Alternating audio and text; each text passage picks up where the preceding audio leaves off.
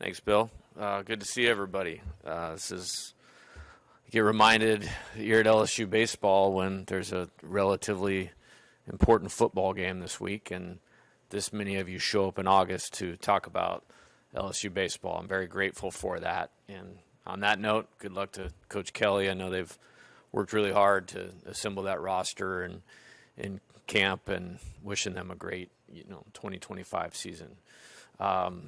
Great to be back. Very exciting. Short window.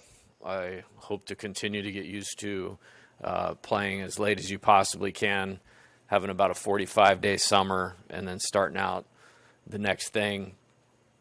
A couple updates on the championship team in 2025. I believe we're going to do the ring ceremony celebration October 25th, in conjunction with the football game that day. And then we've been invited to go to the White House, and we're just waiting for the date. I think that's sweet. So I'm excited. I know our players are excited about that. And again, very proud of that team, and not just everything that accomplished, but how it went about its business. And so some things to look forward to, and honoring those guys as they certainly deserve. Moving forward, fall 2025, preparing for the 2026 season, we have started, in conjunction with school starting, our 8-hour windows of skill instruction, player development, strength and conditioning period. We'll take that from now until October 8th. We'll start our 45-day fall window Thursday, October 9th, and we will run that 45-day window right through that weekend, right before Thanksgiving. Some important dates in that. November 2nd, we will play our first fall game against Sanford in Biloxi, Mississippi, like we did last year. We'll play at Southeastern Louisiana the following Sunday on November 9th.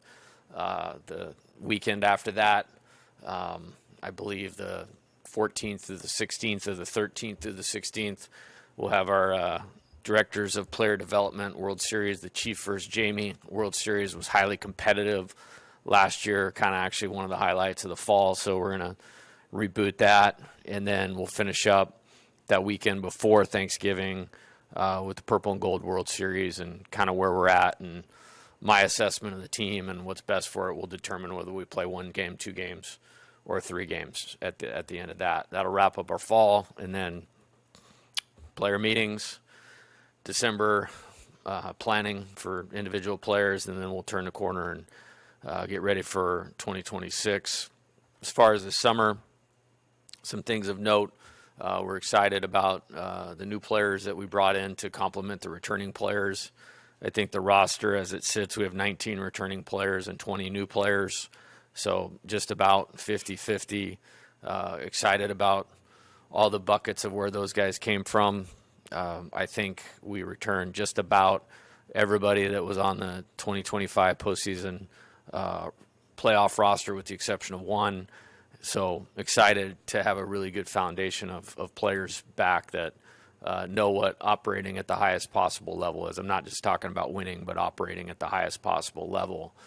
When you talk about some of those cornerstone and key players, high school, we brought in 9 freshmen, which seems to be about the number. Very excited about that group. I think there are some that can make immediate contributions, and the entire group can certainly be the foundation of what we're going to do moving forward over the next few years. And when you move on 32 players to professional baseball and $55 million in signing bonuses, essentially, over the last few years, you got to add some age, and we were able to, I believe, bring in 8 players from the transfer portal, a couple of junior college recruits. So the makeup of it is very similar to what it's looked like the last 3 years, and just kind of where the players are coming from. Excited to dive into the work. That's really all that matters, as boring as that sounds. And we got a lot to do, and looking forward to that. Good start this week, good team meeting, into strength and conditioning with Chris Martin, doing a bunch of assessment stuff this week to get off to the right track with players, and doing what we do, running our deal and our process to get them ready, and great schedule ahead, which I believe we'll announce in the coming weeks. Don't want to jump the gun on that.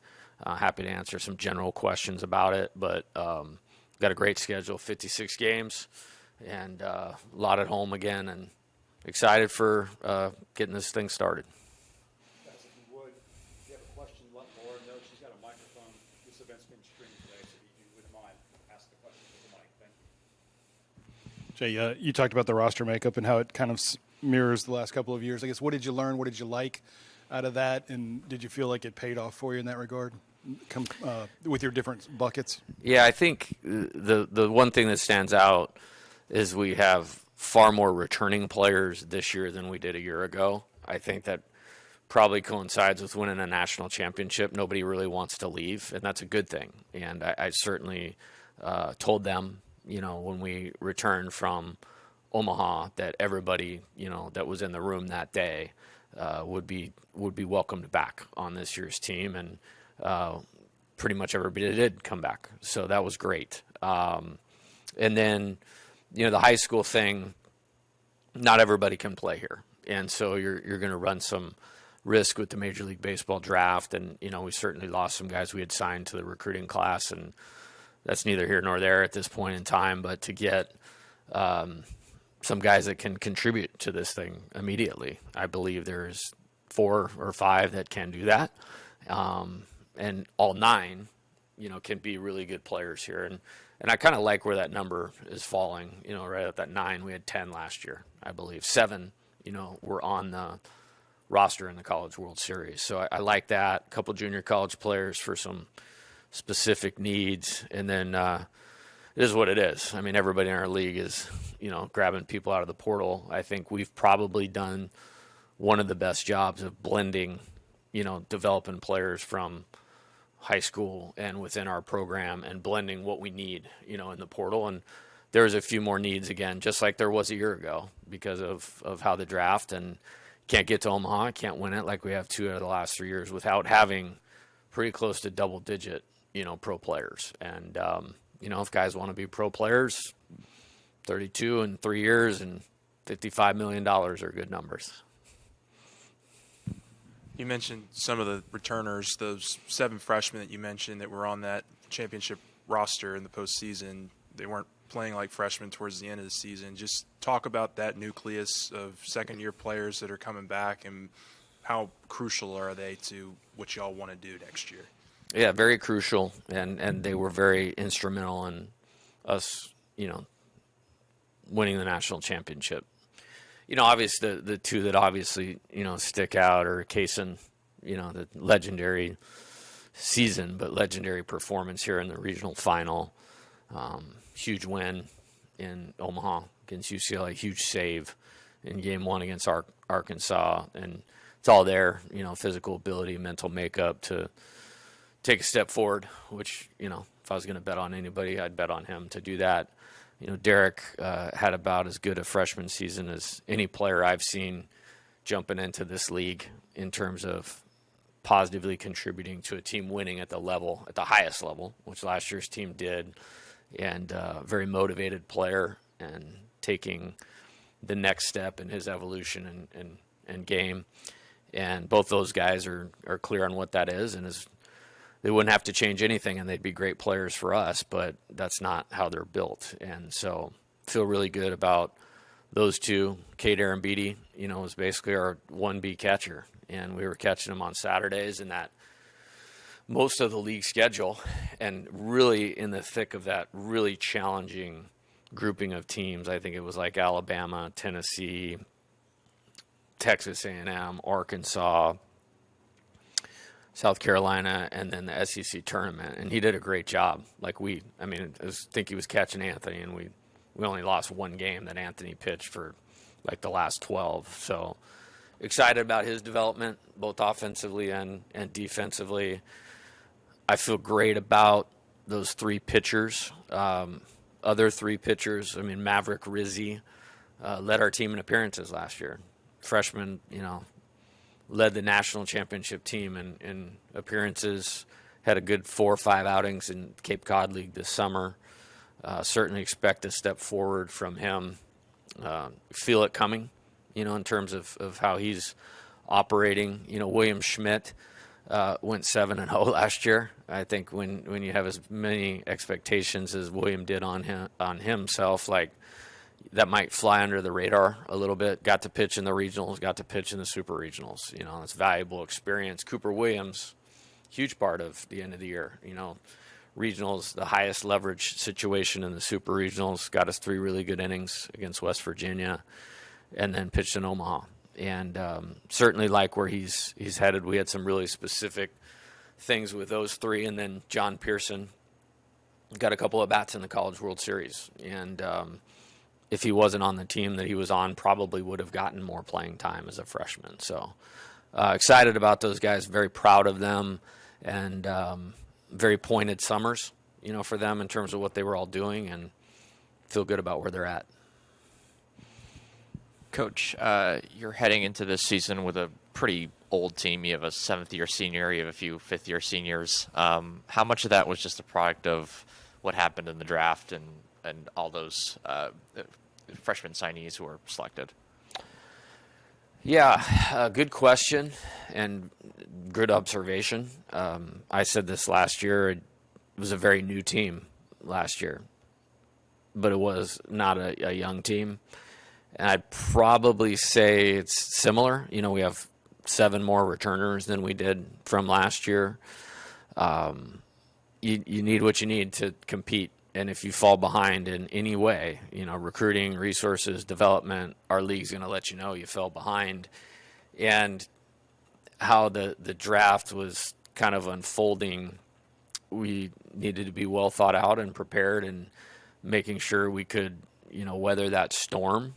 For all of our players that went, I believe it was the right thing, and sometimes that's how it goes when you win a championship. And I'm very happy for all of them. With the high school players, I want to put the focus on the guys that decided to come here, Marcos, Omar, Ethan, Mason Braun, Reagan Ricken, that whole group. But there was a little bit of an adjustment, like really not knowing where the roster was going to fall in terms of numbers and what we would need. I thought we did a pretty good job, with the, I don't want to say we intentionally tried to age up, because I like where we're at and I like how we're doing this and how it's thought out. But I feel like we recovered from what that was, and professional baseball throwing around $2 million like it's candy, to really anybody. I feel like we recovered pretty well, and I'm happy with the guys we ended up with. Jay, do you anticipate Gavin and Devin full go in fall camp and obviously being ready for next season? Yeah, the question was about Gavin Guidry and Devin Sheeran, and do I expect them full go? Devin through in the summertime, and then once he had kind of done what he'd done from a games perspective, he went and trained with William and Cooper. Very specific training plan that we had for those 3 guys. So I do expect him at full go right from the start. I have a good plan for what I want him to do to catch up on the time missed from last year, and feel good about where that's heading with Gavin. He's doing great, playing catch, letting it loose. I think it's maybe a little bit different plan where we're continually building him up. My hope is for him to throw in the fall. It may not be the very first week of the fall, but middle of the fall, and then continue it as we ramp into the season. I'm not worried about game experience, competitiveness there. It's more about continually advancing the good progress that we've had. And again, I talk about him all the time. I think it flies under the radar, but like Isaac Trujillo is one of the heroes of this place and our success. That's our athletic trainer. And he's in a great spot. It's fun to see a smile on Gavin's face and moving around and playing catch. But I feel like both those guys are exactly where they should be. Both of them will pitch this fall. We haven't quite nailed down the timing. There's a few things, in Gavin's rehab that we want to see. My guess would be if he pitches, it will be at the back half of the fall. Coach, how important is it to your team and the development of your team that you return your entire coaching staff for another year? Yeah, really helpful. I like that very much. And, they've all could do whatever they want to do, because I believe that we have the best. Josh, obviously, turned down the job at Duke, which he'd earned, that opportunity. And, I'm thankful that he decided to do that. And he's a big part of our success on, obviously in recruiting and then on the field as well. Coach Yeski has talked about all summer. I mean, just line it up. He's the best pitching coach in college baseball history from performance, if you're just looking at winning and those types of things. Josh Simpson is 2 for 2 on national championships, and being here. So we'll try to keep him for a few more years. He always lets me know he's the reason, for those. Mark Wanaka, obviously, been with me every year of my Division I head coaching career. Jamie Dutko, very thankful for those guys. We recently added Justin Bridgman to our staff, who was an assistant at Tulane the last 3 years. Played for me at Nevada, pro player. Was drafted by, I think it was Tampa Bay. Was coached at Cal Poly, for a couple years before Tulane, and phenomenal baseball guy, and exactly the type of person I want around our players. It's my intent to bring in Nick McCleary, another one of my former players, who was just released from professional baseball, in one of those player development roles as well. And he'll be with us here probably within the next couple weeks. And again, another pro player, exactly how I want our players to operate. I told Steven I'm bringing in my tied for first best shortstop of my coaching career. Steven, I guess, has him because we won the national championship. We only went to Omaha with Nick, but excited to have both those guys with us as well. What do you see in the what do you see in the catcher ranks there? Do you think Cade can take that leap, and do you expect Omar to really push Yeah, it's him? pretty simple. We have 3 catchers. We have Cade, we have Omar, Cerna, freshman, and then Eddie Yemen returned. And they're going to get all the reps all the time. Kind of how we'll do it when we get into scrimmages. We typically stay with that 3 days a week, model in terms of how we scrimmage. One of them will catch a full game every week. The other 2 will split it. I think when you look at all 3 of them, they have offensive production potential, which I'm always paying attention to and careful about maintaining that because the catcher load is so heavy defensively. I thought Luis took a big step forward offensively last year when we started to play Cade more, basically when it was 2 and 2, throughout the week. And so, you could see something like that, but all 3 of them are good offensive players, and certainly excited about the development that Cade had, last year. Very excited to get Omar in here, and happy to have Eddie back, and he went up to the Cape Cod too and got some playing time up there and has improved. So just excited about all of that. I don't, we're long a ways away from, any lineups being written out or in drawing any conclusions from that. But I feel about as good at that position as you can. I think, getting probably the 2 best high school catchers in the country in back-to-back years that have gone to college, actually. I remember pretty early into having him last year, you talked about Anthony Ianson and just the impact that he was going to have for you guys to get to where you wanted to go. I'm curious if there's anybody in, kind of this recent grouping of guys that you signed, whether it's portal or freshman, that you could see having an impact like that. Too early to tell. I feel good about what we have from a depth standpoint on the mound. I think there's a number of guys that can contribute. I talked about this last year. I went through a different process. I've destroyed more paper and I guess trees than any human being alive, writing out lineup combinations, and those types of things. And I really stopped doing that last year because I wanted to not get any preconceived notions of what was going to be best for our team and let some things play out. I think we only have 18 position players on this year's roster, which I'm actually very excited about. There's no divided time, and we'll really be able to attack areas that are needed to improve for certain players. But yeah, I'm certainly excited about the players that we brought in. I kind of talked about a few of the high school guys, but I guess from the portal, Braden Simpson had a tremendous season last year at High Point. Zach York from Grand Canyon, Seth Dardar, Kansas State, Trent Caraway, Oregon State. All those guys, Kansas State was in the regional, Oregon State was in the College World Series.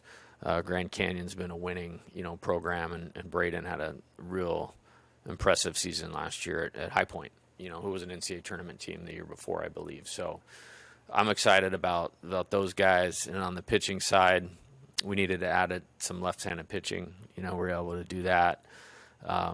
Ethan from the junior college ranks, Ryler, Santi, and Danny. So we have some good balance of left and right-handed pitching. Cooper Moore, obviously I think he was some sort of all Big 12 pitcher last year at Kansas, and I think he's very confident, has good pitchability, and can add. And then when you're looking at 9 returning pitchers too, just want to kind of let's get them all as good as we can, and then kind of it's just not the meeting to talk about where somebody's going to fit yet. So. Coach, when you look at your position player group, everyone's draft eligible except for Cade Arambeedi and John Pearson. Is that when you were constructing this roster, was that kind of in the back of your head to where there's a decent chance you're gonna have to reload a lot, if not all of it, come next season? Like where was that? Was that even part of your thought process? Well, Cerna's not draft eligible. Mason Braun's not draft eligible. Ethan Claus isn't draft eligible. I want to make sure I don't leave anybody out. William Patrick, Jack Ruckert. You don't always have control over those things. Some guys made a decision that they thought playing for the Chicago White Sox is, what they wanted to do. Fly up there and play the White Sox if they'd like to. You know what I mean? I'm not worried about that because I know the quality of what those guys are. Cade and Omar, those are staple, players. Mason Braun is one of the best hitters, in my opinion, that decided to go to college. So I'm excited about building around those guys. William Patrick, 6'3" runner, jump out of the gym, was a great football player. Needs baseball development time. He needs 1 billion at bats this fall, needs a season, needs good summer ball, and I think he can be a great player. Jack Ruckert's very versatile in the infield, and I understand the nature of that, and yeah, it did turn out that way a little bit, and I think we've shown a good aptitude to develop players and then reload as we need to.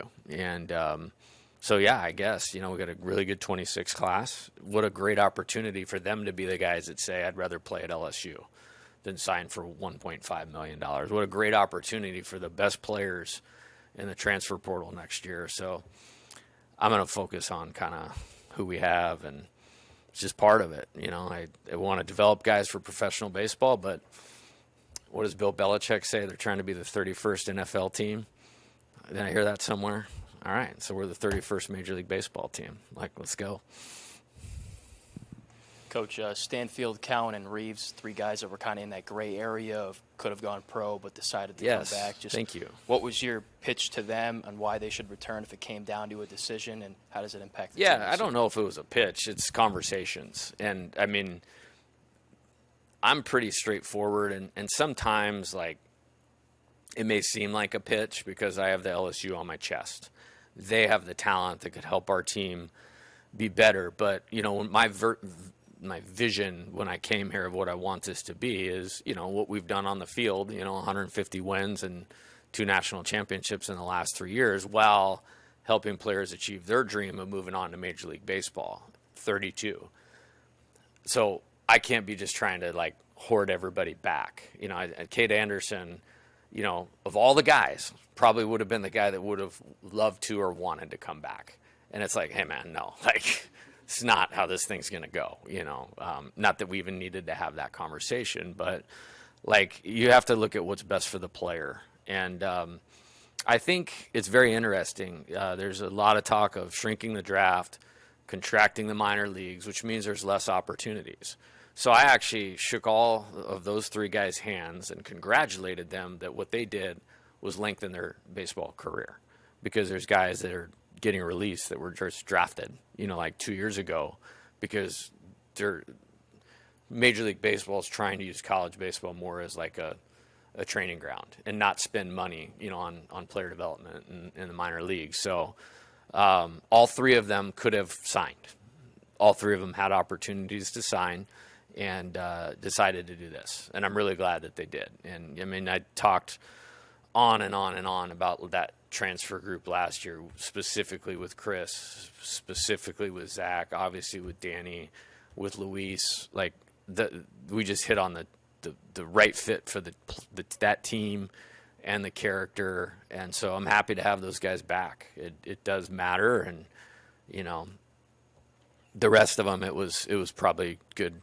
It was their time, So yeah, I'm really happy they're back. I don't think it was much of a sell as it might sound or seem as what was right for them, and I think probably getting your education finished in the society we live in today is probably more important than ever. So they'll get to do that, and they go out and do what they did last year, just from an individual standpoint. And we continue to have success. They'll be remembered here, and that's pretty cool, So Kind of sticking with that theme of good problems to have. What does Chris coming back do for your outfield?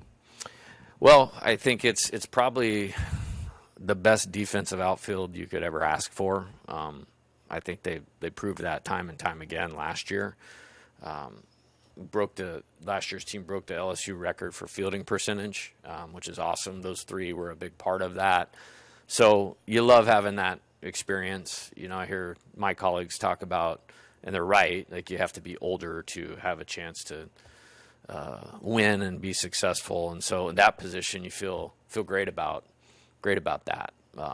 So excited to have those three guys back out there and keep us experienced. Like they've been through it, like the training, the bunting, the base running, the high leverage games. We won a game at tight, I think a 4-3 game against Alabama last year, and I think Chris had 4 hits. Derek was all over it every game, and Jake is, in my opinion, was one of our best players on last year's team. So very, very excited about that position group. And then the guys right behind them or, out there with them are really talented too. We just got to get some time underneath them.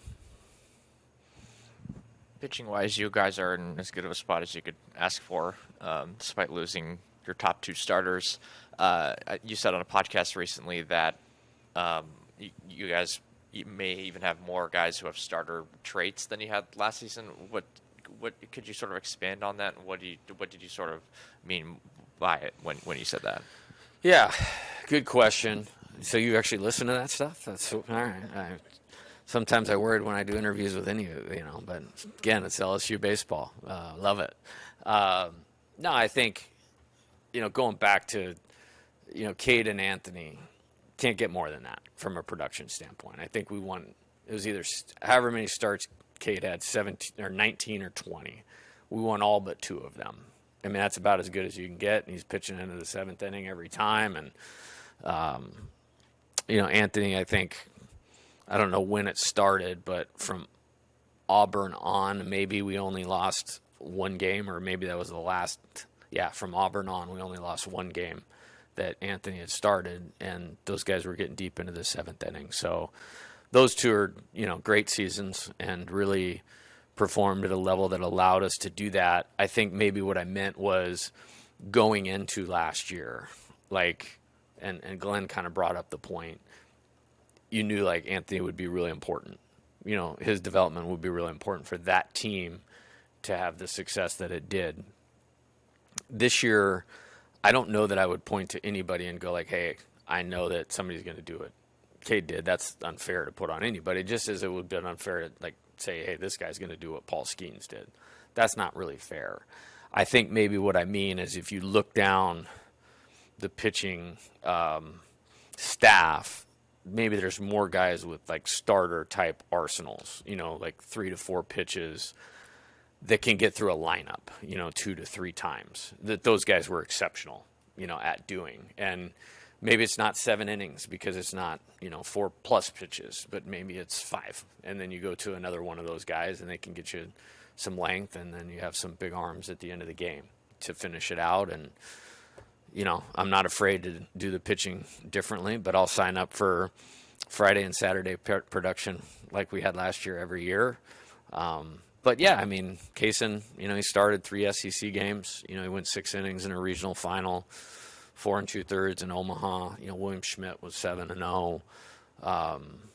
Cooper Moore had great success. Zach, obviously, winning start in Omaha against the best team in the country. Marcos Paz, really, really good. And Reagan Ricken has a huge arm, a great athlete. He was a quarterback in high school too. And, I've had pretty good luck with guys that once they drop football and just focus on baseball, they turn into great, great players. And so he and William Patrick, I mentioned, are the candidates for that. Like, they were pretty stud football players.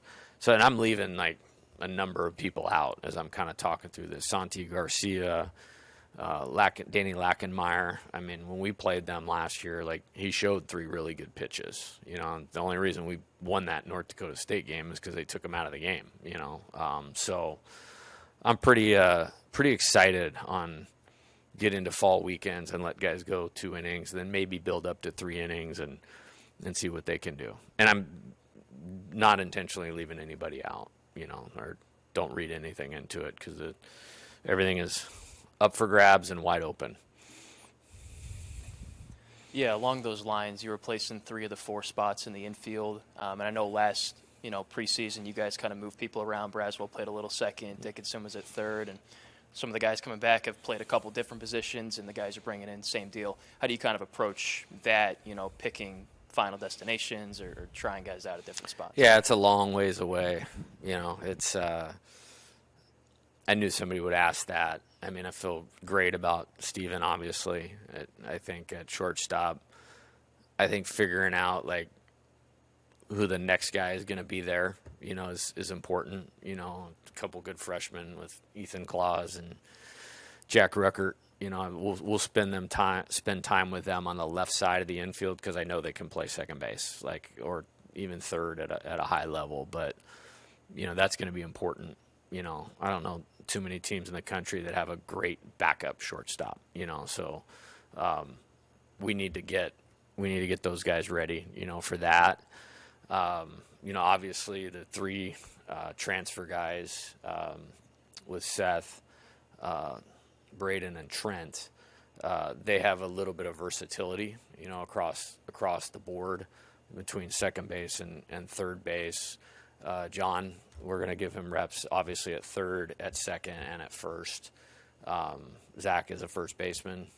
Mason Braun is, I think he ultimately will be a professional baseball player in the outfield, but he's really good around the bag at first base too. So I think that's everybody. So it'll be great. We got a lot of ground balls to take. So I texted all of them about a month ago, and just make sure the conditioning is right, because it's going to be humid, and we're going for it, because we have a lot of teaching to do, a lot of fundamental improvement to do, and then kind of getting to the sorting out phase. And for the next month and a half, I just want them to develop. Like, we're not in any phase of like, okay, this guy's going to go here, this guy's going to go here. It's get all of them as good as you can. We'll move guys around a lot, in those 7 weeks of scrimmages, and try to figure that part out. A couple, if you can, and you don't have to go super long on them, but just kept seeing John's name on Twitter over summer ball. Did he have as good a summer ball as everybody was talking about? Yeah, I think it was a 2-phase type thing. He needed some at bats, and this happened to Ethan Fry, who got $1 million in the draft this year. He didn't start as a freshman, so that's pretty cool. So Ethan, we sent him to the exact same place as a freshman, and part of his development. So yeah, John went to lacrosse loggers. That's one of our absolute. That's where we send guys like him, and he did really, really well. There's another phase of his development that needs to take place if he's going to make a step forward and be an everyday player, which is his physical conditioning. So we actually had him go for about a month and then return right around August 1st and get a head start with Chris and developing his body to play lower, move better, which will open up, can he play 3 different positions instead of maybe just 1 or 2? So we'll see. But he looks great physically. Mindset's great. No surprise to anybody. And he can really hit, and I think it's a guy like he'd been at 280 of the 300 programs, would have had 250 at bats as a freshman. So I'm excited to see him this fall. You got Joe Mack here. So just looking at your roster, I don't remember 3 Catholic guys on a team. What is Brad doing well over there to prepare these kids?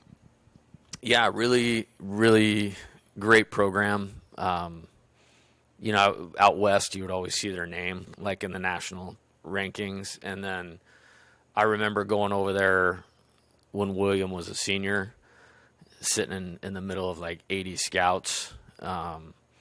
And obviously I was impressed with him and kind of wanted to see, do we have any chance of getting this guy to school?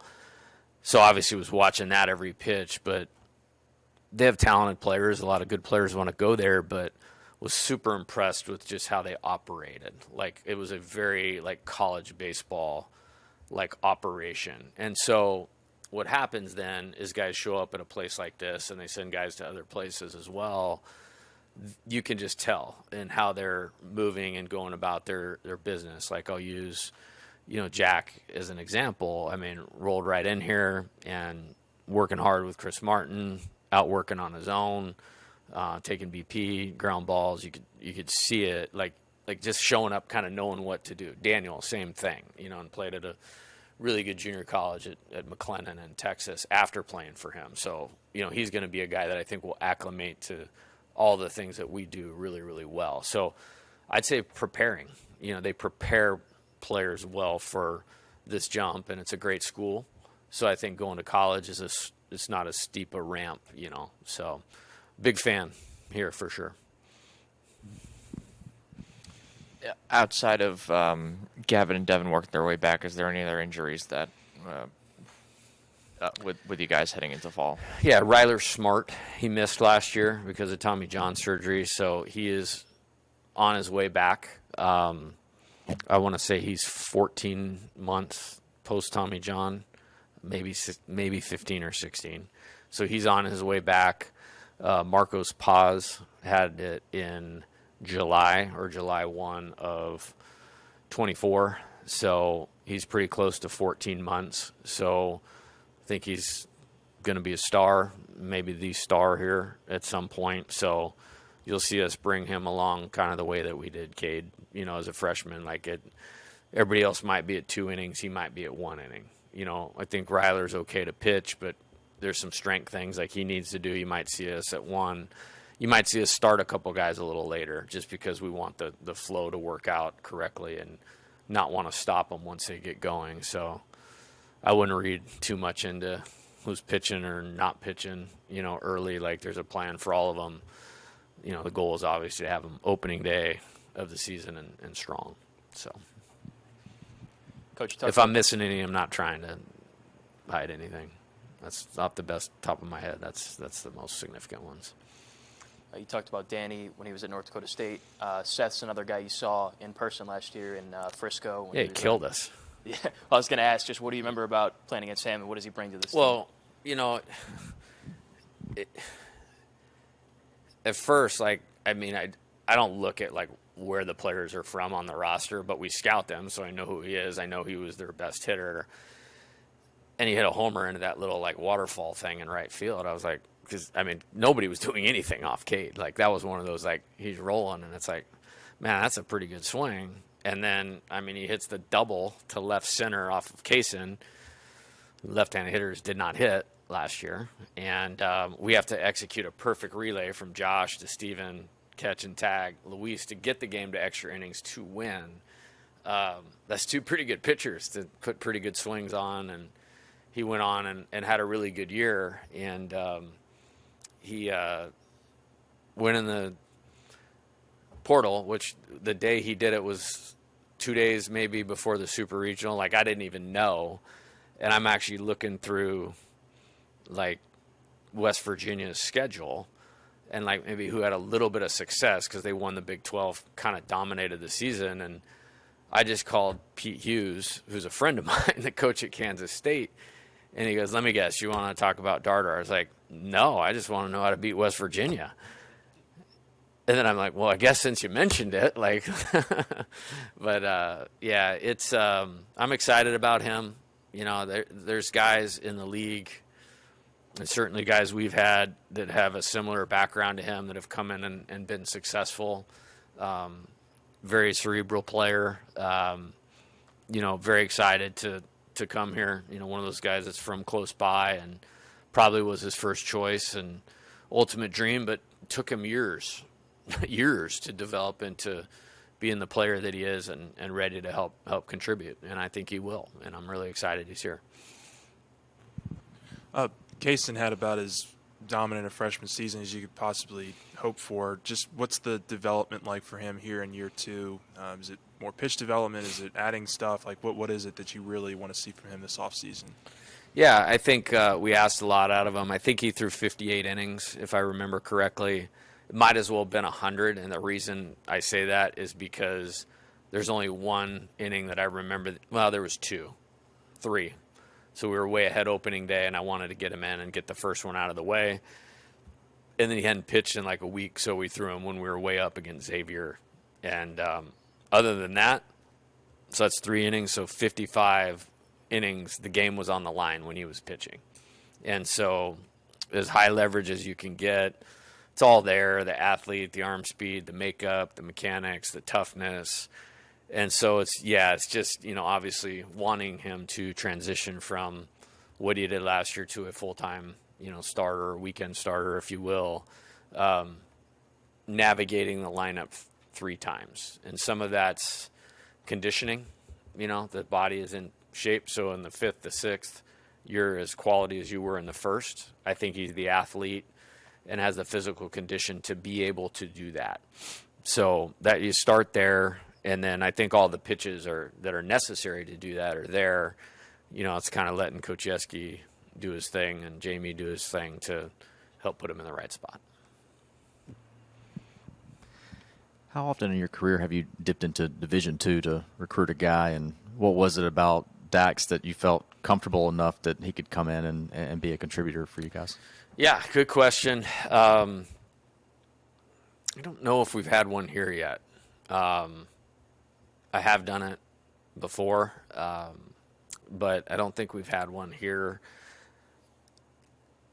So the first thing was portal, and then I got a very interesting text from his head coach at Angelo State, who I know is a really, really good baseball guy. So that caught my attention. And then I knew his name. And then one of the reasons I brought Josh Simpson back is he's so connected in Texas, you know, with being the Texas scout for the Rangers. And I mean, he kind of perked up immediately. And it was like 3 days before the draft when this like recruitment took place, and you could feel the winds blowing. Like, you know, this isn't going to go good. There's just too much money out there. It's not going to go good for these high school players, for us. And so I literally just jumped on the phone, and we had aggressively recruited him and committed him. Watching, you know, hopped on Synergy and True Media and talked to his coach, talked to scouts in the area, people that had seen him. There was also a thought he was going to go in the draft. You know what I mean? Like, and so you had to kind of wait to weather the storm there. But he's a really good athlete, shortstop by trade that has become a pitcher. That's worked out for a few guys. You know, one of my friends, Trevor Hoffman, turned out okay for him. You know, but I watched him play catch yesterday, and he moves like a guy that was a good shortstop that became a pitcher. And I love talking to him because he is like 30 years old. You know, and he sounds like it, and it's pretty cool. This might be the last one. After anyone else, after John, you'll get Coach. I'm going to go with John and Coach here. So, Coach, after the national championship, heading into a new season, it's kind of like 23 into 24. And some people think that when you're playing deep into the tournament, it could be a disadvantage in terms of putting your team next year together, with the portal opening while you're trying to win a national championship. Do you learn anything, or have you learned anything from that past experience after 23 going into 24 that you can use this year, if that makes sense? That's a really good question. I think it's ever-changing. I thought we actually did a really good job while we were in Omaha in 23. Luke Holman, we didn't get him during that time, but we were laying the groundwork, to get him.